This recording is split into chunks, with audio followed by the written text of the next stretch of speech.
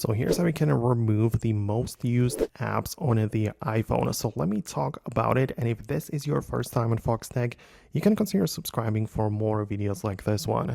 So you might have noticed that whenever you, for example, swipe down to search for something on the home screen, you get some most used apps being suggested to you. Or when you go to the app library, you also have another folder with like the suggestions here. And if you want to basically turn that off, you can go to the settings and locate the Siri or Apple Intelligence in Siri. And you can see that I can turn off the suggestions completely. So we have the suggest apps before searching. That is what shows up when I swipe down on the home screen. And if I don't want to see any apps there, then I can turn it off right here. And similarly, you can also turn off the show in app library or show when sharing. And I basically, when you ask me personally, I keep all of these suggestions disabled. I don't really like that kind of stuff.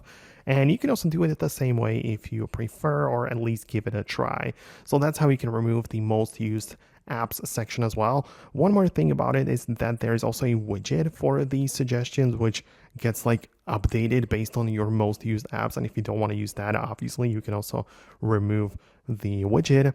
So that is one way of doing that.